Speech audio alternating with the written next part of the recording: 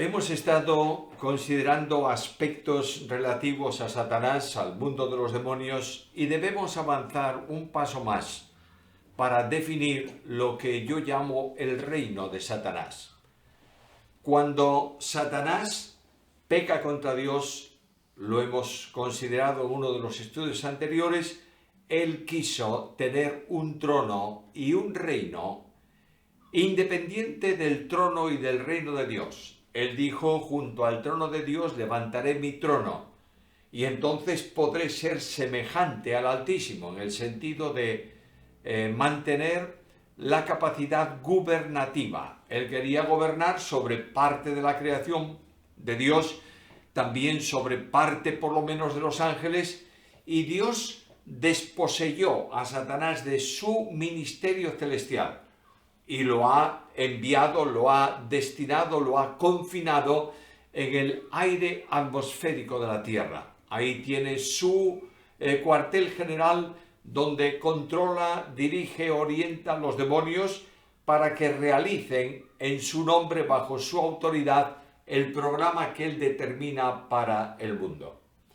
Pero para llegar a esa situación de poder gobernar sobre el sistema que él mismo establece para el mundo, para poder ser el príncipe del poder del aire y que todos los reinos del mundo y su gloria estén bajo su control, él tuvo necesariamente que venir al único lugar donde había un trono que Dios había establecido y un ser que podía ejercer autoridad delegada de parte de Dios y gobernar, porque fue hecho a la imagen y semejanza de Dios. Este es el hombre. Este lugar de autoridad, de gobierno delegado de Dios en Adán estaba aquí en la tierra. Y Satanás viene al mundo del hombre, viene a la tierra para intentar, y lo consiguió por tentación, que ese cetro de autoridad que el hombre tenía en su mano procedente de Dios le fuese entregado a él, de manera que él pudiera decir con toda razón y derecho, como hizo cuando tentó a Cristo: los reinos del mundo y su gloria son míos, porque a mí me fueron entregados. Necesariamente tenemos que hablar entonces de un tema que está muy vinculado al reino de Satanás y que es el área de una humanidad caída en el pecado. El pecado no surge en el hombre por alguna razón más que por la vía de la tentación. El primer pecador es Satanás, y Satanás viene al hombre para tentarlo, seducirlo, hacerlo caer y conseguir su propósito.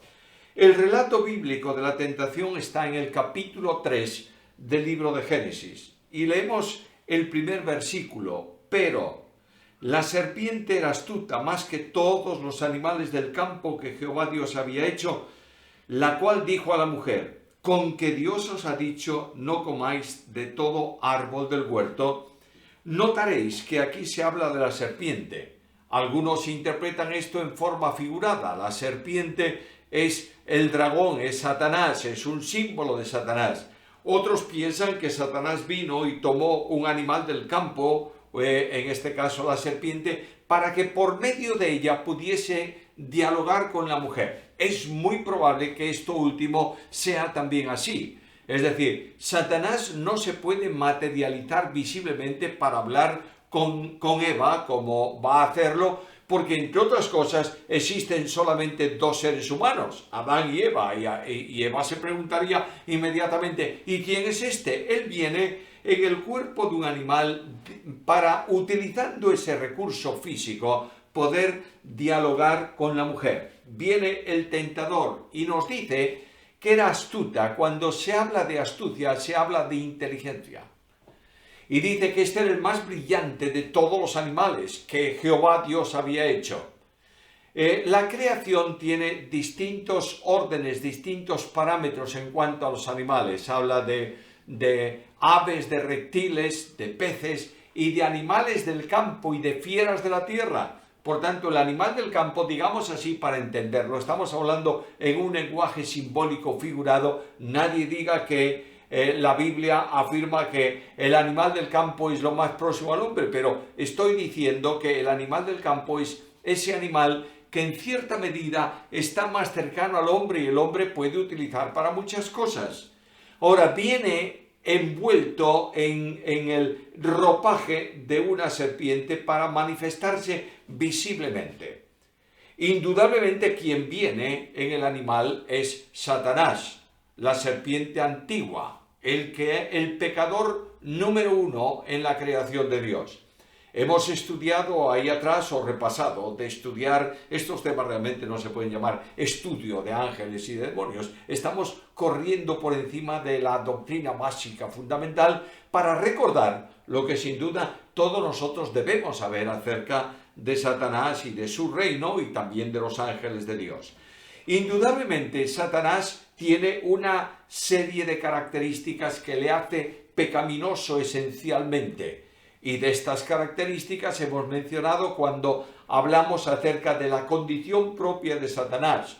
Y hemos dicho algunas de ellas, seguramente que las podéis recordar, y si no podéis acudir al estudio correspondiente y verlo de nuevo. Es un pecador mentiroso desde el principio. Y notaréis que en la tentación Satanás utiliza esta pecaminosidad suya mintiendo a la mujer. Además de esto, es un despreciativo de Dios, porque desprecia lo que Dios ha establecido e induce al hombre y a la mujer para que abandonen el compromiso establecido con Dios. A lo largo de la historia de la humanidad, la pecaminosidad de Satanás es evidente. Él trajo como consecuencia, en pago a la fidelidad de Job, trajo como consecuencia los muchos males que cayeron sobre aquel hombre. Indudablemente se nota, se aprecia el control que Dios tiene acerca de Satanás y de sus demonios, por cuanto Satanás tuvo que pedir autorización a Dios para producir todo aquello que produjo en la experiencia de Job. Vamos al Nuevo Testamento y también mencioné esto en aquella ocasión, que Satanás actuó y produjo una enfermedad, un encorvamiento físico con una mujer que la Biblia le llama hija de Abraham, es decir, descendiente de Abraham, por 18 años. Satanás ciega además el entendimiento de los perdidos hasta el punto que la gran doctrina de la salvación, que para nosotros es poder de Dios, es luz brillante de Dios, dice la Escritura que para los que se pierden es locura. Y es locura porque tienen el corazón enceguecido, la mente enceguecida a causa de la acción diabólica que aplica y utiliza el pecado también para eso.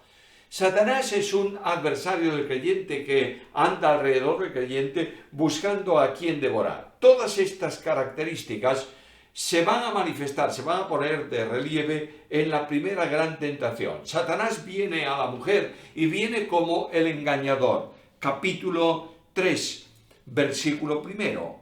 La cual, hablando de la serpiente, dijo a la mujer: ¿con que Dios os ha dicho, no comáis de todo árbol del huerto? Satanás viene tratando de engañar ya desde el principio y preguntándole a la mujer, de modo que Dios os prohíbe comer de los frutos del árbol del huerto, de todos los árboles del huerto. No es así. Dios no hizo tal cosa y la mujer lo sabía. Satanás le pregunta sutilmente a la mujer, ¿es verdad que Dios os ha prohibido comer de todo árbol del huerto?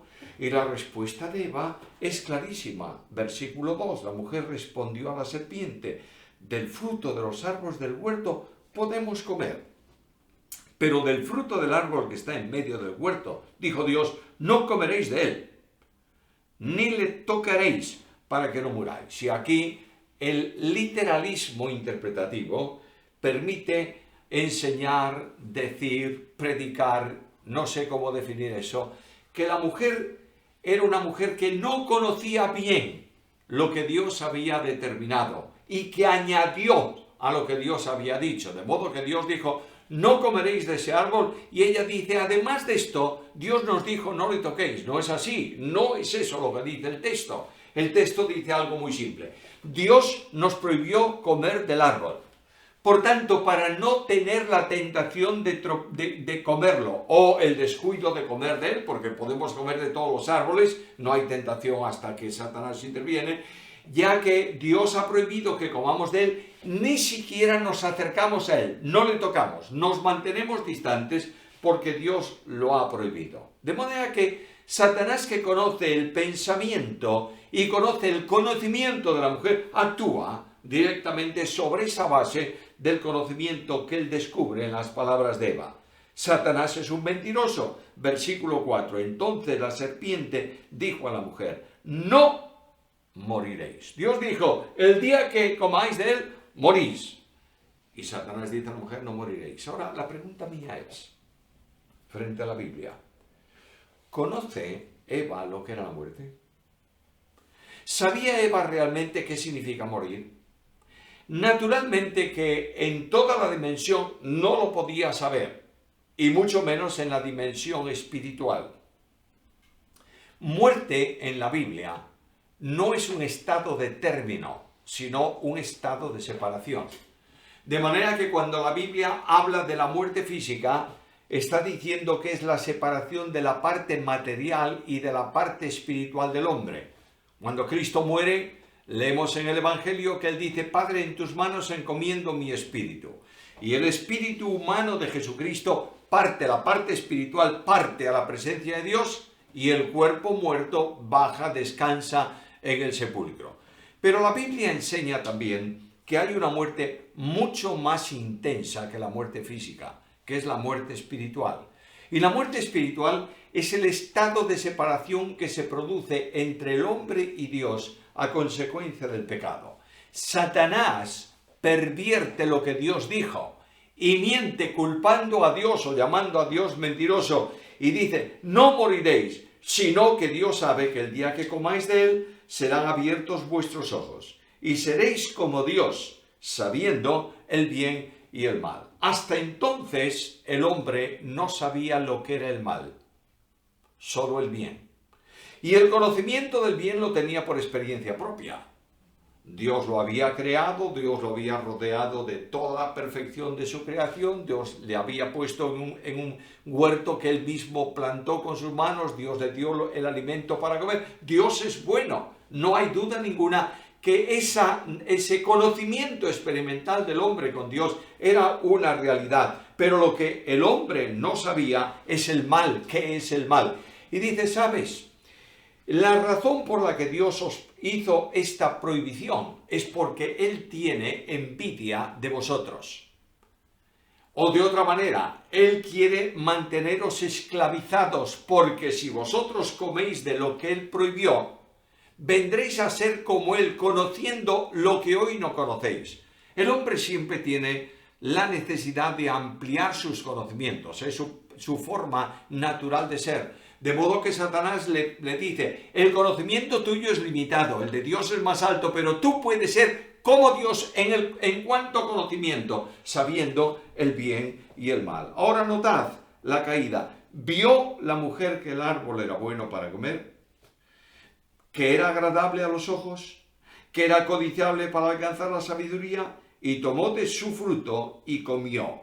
Y dio también a su marido, el cual comió así como ella. Ahora notad un proceso ahí, en el versículo 6. Vio el árbol, codició el árbol, tomó del fruto del árbol.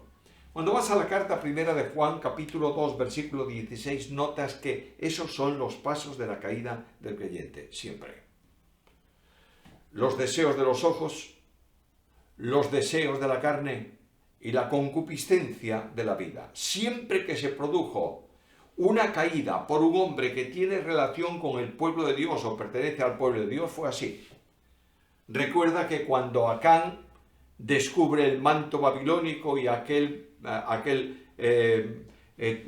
porción de oro en la conquista de Jericó, dice él en la confesión que vio el manto de oro y el manto babilónico y el lingote de oro, codició y tomó.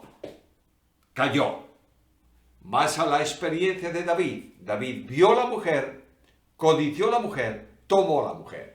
Por eso se nos advierte mucho que tengamos mucho cuidado con la acción diabólica en este campo, en estas puertas de acceso a la tentación.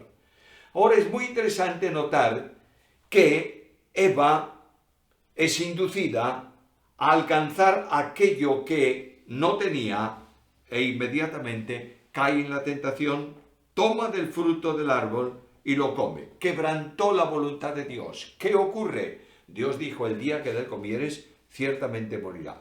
Y Eva experimenta por primera vez en la historia de la humanidad la muerte espiritual. El distanciamiento entre ella y Dios a causa del pecado. Veremos el desarrollo inmediatamente. Ahora viene una consecuencia, no solamente para ella, sino también para su marido.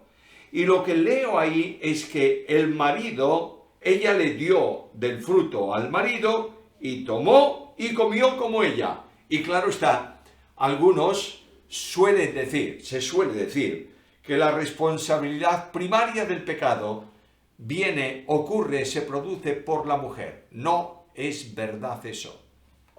La mujer comió siendo tentada. Pero Pablo dice: pero Adán no fue tentado. De manera que el hombre comió porque quiso y obedeció a la mujer. Y en ese sentido, la mujer le dijo: mira, este es el árbol, este fruto del árbol de la ciencia del bien y del mal. Por tanto, mira, tómalo porque podemos desarrollar un conocimiento muy especial. En la tentación de Eva hay una sutileza que a veces nos pasa desapercibida. Primer problema: Satanás es todo un experto en arte sutil para conseguir su propósito. Primer problema: hay un animal que habla. Y yo puedo imaginarme a ese animal, el que fuera, delante de Eva, diciéndole: Eva, de modo que Dios dijo. Y ella miraría al animal y diría: pero ¿cómo es posible? Este no hablaba. Y hoy habla conmigo. ¿No será que es verdad que si el animal inferior a mí comió de ese fruto, llega a dialogar conmigo? Si yo como de ese fruto, entonces podré ser igual a Dios. ¿Notas la sutileza? No vino para decirle: mira, Dios es un mentiroso y tú tienes que levantarte contra él. Fue muy sutil, poniéndole astutamente cosas delante de ella. Segunda cuestión: ese fruto era a ojos de la mujer bueno para alcanzar la sabiduría. Ahora, el hombre, el varón, es el responsable número 1 de la entrada del pecado en el mundo. Bueno, alguien me va a decir: bueno, los dos. Bueno, sí, los dos, naturalmente. Pero la mujer cayó, no resistió la tentación, pero el hombre no fue tentado. El hombre se levantó rebelde contra Dios. Y ahora vienen las consecuencias de que Satanás consigue la caída. En primer lugar, el cetro de autoridad que está en la mano del hombre es entregado a Satanás. ¿Por qué? Porque ya no obedece a Dios, ha obedecido al tentador. Y es un esclavo ya de la situación de pecado, de mundanalidad, de carnalidad, de miseria, que es el reino de Satanás. La primera gran consecuencia de la caída es que el hombre quedó extrañado, alejado, separado de Dios, y el hombre entra en la dimensión de la muerte espiritual. Ya dije antes lo que es la muerte espiritual. Todos nosotros estamos muertos en delitos y en pecados. Y Dios se convierte en un extraño para el hombre. ¿Qué fue lo que Adán hizo, y Eva también, inmediatamente después de pecar? Cosieron hojas de higuera, se hicieron delantales, mandilones y se escondieron. Y de pronto mirad el versículo 7. Primeramente ellos se vieron y reconocieron que estaban desnudos. Pero bueno, es que no se habían visto antes desnudos. ¿Era una novedad estar desnudo? No, ellos descubrieron que estaban desnudos, pero no tanto en el orden físico, sino en el orden espiritual. No tienen con qué ocultar su pecado delante de Dios.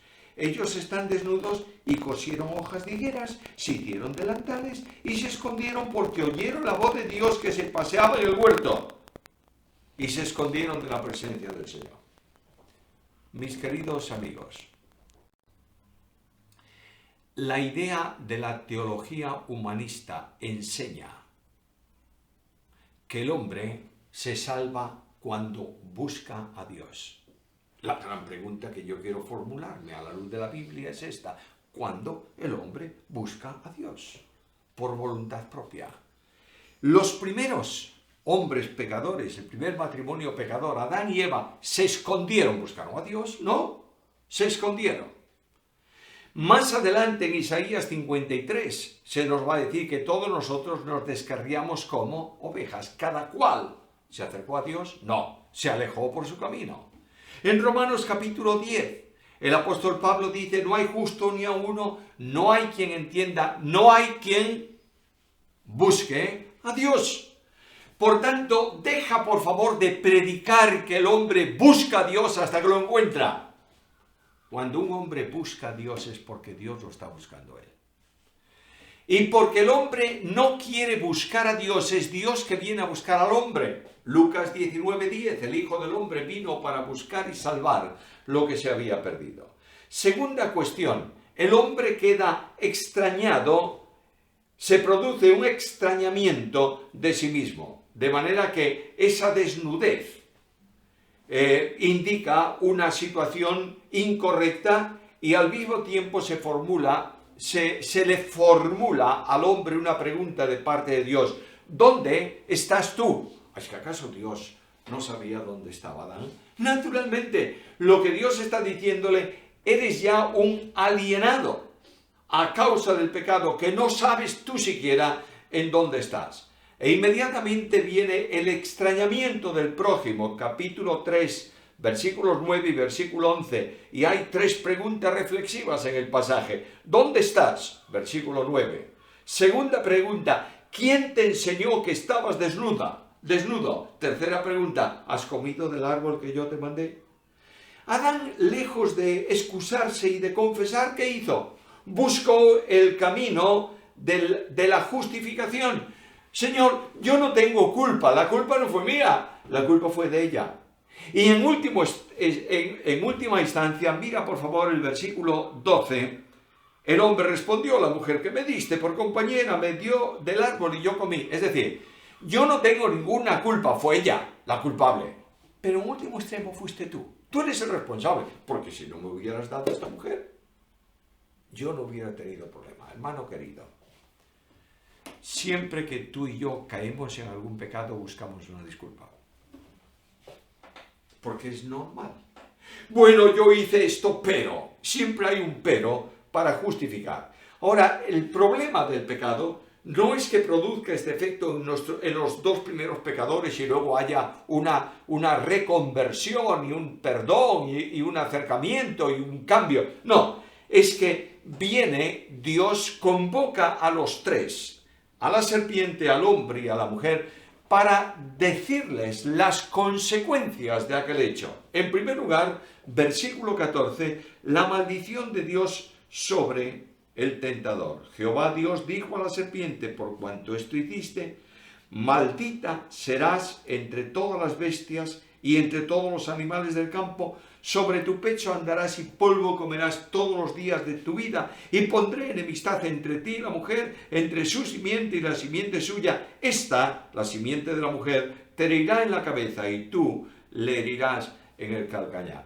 No podemos entender que la serpiente era un animal de 4 patas o de más patas y de pronto se arrastra por el suelo. Lo que está diciendo el texto, y hay un enorme simbolismo en los 4 primeros capítulos del libro de Génesis, lo que está diciendo el texto es esto: vas a descender a la parte más vil, andar por el polvo, y eso es un desprecio natural para el hombre. Nadie quiere andar arrastrado por el polvo. Tú te vas a arrastrar, pero al mismo tiempo Dios anuncia el primer mensaje de su gracia: de la descendencia de la mujer nacerá alguien que pisará, herirá, aplastará la cabeza, y la serpiente le va a morder en el talón, en el calcañar. Y esto se va a cumplir en Cristo. Cristo es descendiente de la mujer. Cristo es concebido por obra del Espíritu Santo en una mujer, María. y es de María de quien toma todos los elementos de la naturaleza humana. Por tanto, Jesucristo nuestro Señor es el Hijo eterno del Padre eterno en su condición divina, pero es el Hijo de María en cuanto a condición humana. Por tanto, de ella, de la mujer, de la descendencia de la mujer que había obedecido, surgirá el vencedor de Satanás, que es precisamente Jesucristo. El futuro de Satanás está anunciado aquí. Durante el milenio va a ser atado, Apocalipsis capítulo 20, versículos 1 al 3, y finalmente, después del juicio final sobre Satanás, capítulo 20 de Apocalipsis, versículo 10, va a ser arrojado para siempre al lago de fuego, al infierno bíblico, donde estará él con sus ángeles todos y también con los que han seguido su camino y se pierden porque no han creído en el unigénito Hijo de Dios. Ahora viene la acción sobre la mujer. Y la pregunta que yo quiero formularme ¿es una sentencia o es una advertencia? No tengo duda que la autoridad de Dios se manifiesta en cuanto a Satanás. Esto es así. Pero en cuanto a la mujer está diciéndole Dios, mira, ¿sabes una cosa? La consecuencia de tu pecado es esta: multiplicaré en gran manera los dolores en tus preñeces. Con dolor darás luz a los hijos y tu deseo será para tu marido y él se enseñoreará de ti. Ahora, fijaros una cosa. Cuando Dios establece la autoridad del hombre y de la mujer, le dice enseñorearos de los animales de la tierra, sojuzgar, etcétera, etcétera. ¿Cuál fue la manifestación de autoridad de parte de Adán sobre la creación que Dios le había dado? Le puso nombre a los animales. Dios trajo los animales y le dijo, a ver, tú eres el jefe de ellos, tú eres el dueño de ellos, ¿cómo quieres llamarle? Y le puso nombres. Pero Adán no puso nombre a la mujer. Cuando Adán vio la creación de Dios delante de él, dijo, no se puede llamar de otra manera más que varona. Es decir, es igual que yo, pero diferente. Adán reconoce la igualdad de la mujer. En modo alguno se le ocurrió ni pensó nunca enseñorearse de ella. Y de pronto Dios le dice, tu marido se va a enseñorear de ti. ¿Cómo puedo verificar esto? Inmediatamente que esto ocurre, Adán dice, te llamarás Eva, y le pone un nombre porque él es el dueño. Y ahí comienza la gran tragedia de la mujer en el mundo. Y quiero decirte que muchas reclamaciones llamadas feministas son hechas con cierta razón. El hombre ha abusado de la mujer, ha dominado como si fuese el dueño. Y cuando un creyente cree, cuando un hombre cree y es regenerado, eso cambia radicalmente. De manera que de dominar, de mandar, de ejercer autoridad, leo en la Biblia, maridos, amad a vuestras mujeres así como Cristo amó a la iglesia y se entregó a sí mismo por ella.